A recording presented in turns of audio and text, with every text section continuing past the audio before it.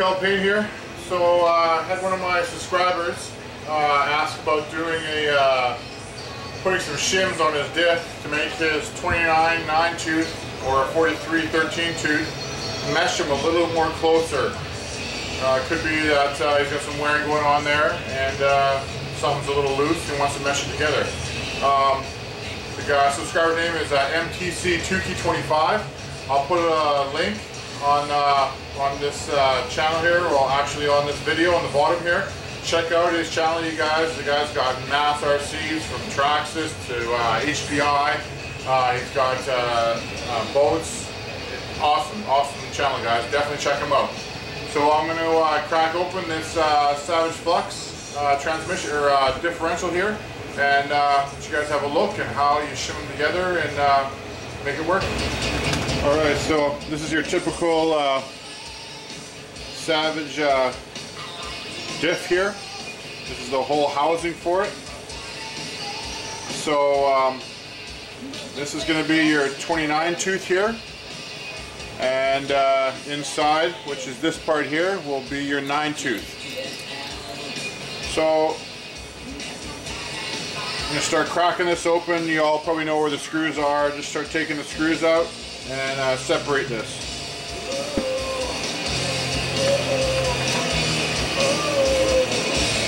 And this is a brand new diff. I buy these off eBay complete. It's more bang for your buck buying them this way. Think of all the parts you get when you buy them complete like this. Not only do you get some of the screws for them, you also get this this piece in here, the shaft. You get your 9 tooth / 13 if it's for the other Savages, and you get your 43 / 29. If you're ever buying these, you know, you're blowing them in your Savage and you're going to get new ones, get the 29 9 tooth ones. These are heavy duty, man, and chances of you guys snapping these are very slim. A lot better chance of you guys wrecking your 43 13 tooth ones. So there's the 9 tooth in here, and this is your 29. So if you suspect that you know, your 29 and 9 tooth aren't meshing, what usually happens, set this down here, is inside here it starts to wear.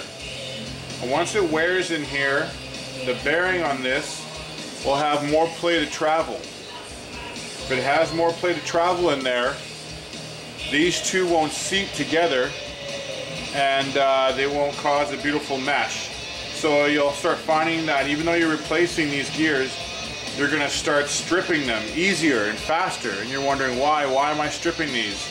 Well, usually the reason why is because inside here the plastic is starting to wear out, allowing the bearing to move, or your bearing is gone and the whole outer sleeve of the bearing moves back and forth.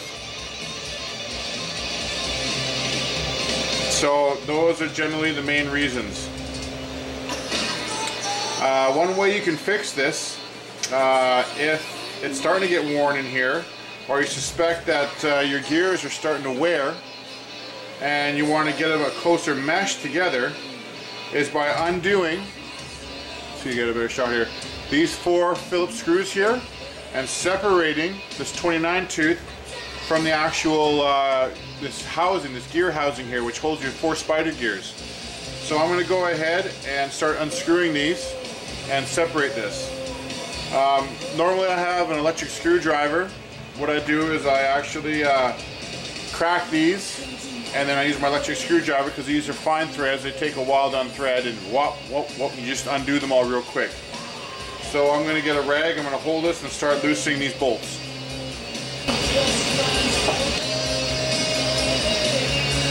Okay, so just grab it like this, hold this tight like that.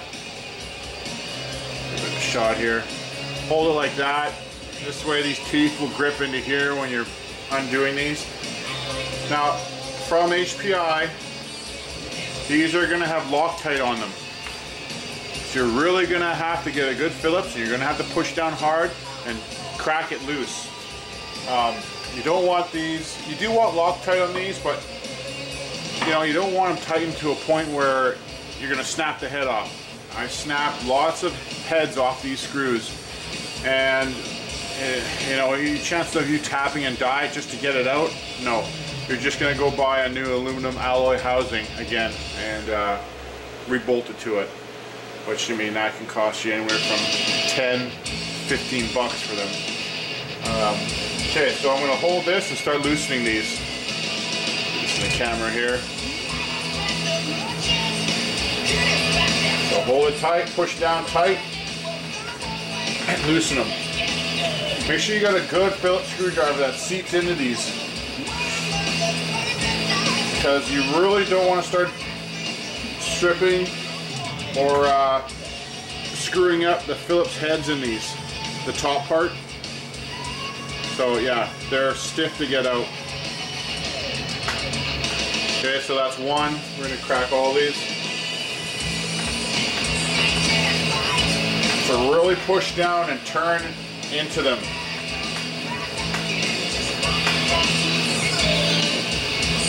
Alright, so you start seeing they're coming out now. So I'm going to go ahead and loosen all these and get these out. And I'll be back and I'll show you once it's separated and how to actually put an extra shim against here. So push it against the 9-tooth. Alright guys, it was a real pain to get those screws out. I mean, just crack them and then get an electric screwdriver and zip them out. These are the screws here. They got the Loctite on them from the factory. You guys get a good shot of that. But the Loctite will still work in these. You can put them right back, tighten them down again. They're fine. Okay, so we're going to crack this diff apart here. Sometimes these are really stiff to crack apart. You may have to take the back of your screwdriver and smack this gear and crack it free. This one's not bad at all, so it came apart quite nice. Okay, so you can see your spider gears are inside here. And then you got one gear here. Just grab your pliers and slide this gear off here.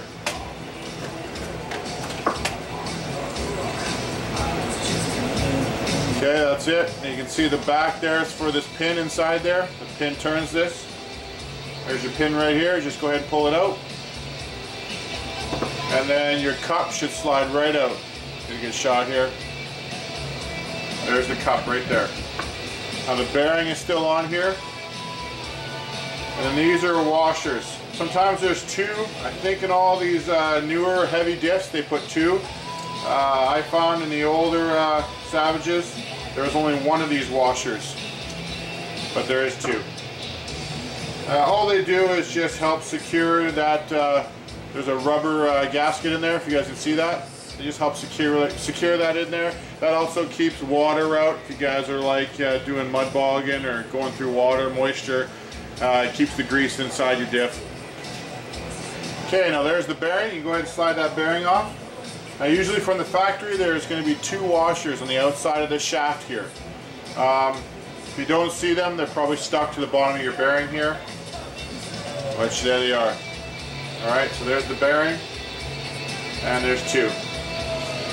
So you'll get more of these if you buy a 43 or a 29 tooth gear here. I'm talking about this guy here. You'll get a couple washers. Sometimes they're a little thicker than this, or they're thin now. I find they're thinner now. I don't know whether they're saving money or not. But yeah, so I'm going to go ahead and find another shim and show you the shim and show you how to assemble the shim onto here. Alright, I'll be back. So it'll fit perfectly on this sleeve here. There's the washer. Sits just right on there and you push it flush. There you go. So now you've added, you know, a fraction of a millimeter. The most I've ever used myself is 2 of these, and that was enough to actually push this. So let's just dry fit this. We'll pretend that the gear, that's all back in there like this. So So now what this is going to do now is it's going to push this bearing out this way. So when you seat this, get a better view here. So when you seat this inside here, now that bearing is going to push. Oh, sorry, wrong way. That bearing now is going to push this 29 tooth harder against the 9 tooth, causing you to have more of a tighter mesh. Now when you do this, make sure you bolt it all together. You're going to need to bolt this back together, or put this on there with 2 screws just to keep it tight. And then turn it and see how tight it is. Is it like grabbing too tight, or is it feel nice and good now? Make sure there's grease on it, because you need to see what it's like with grease on it and how it's meshing. You know what, I could actually leave that on there the way it's feeling right now, but this is brand new. I'm just going to take it back off.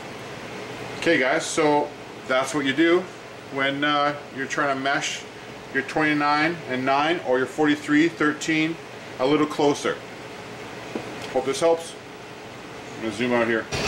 Alright, well that completes that little segment on the how to shim the diffs there.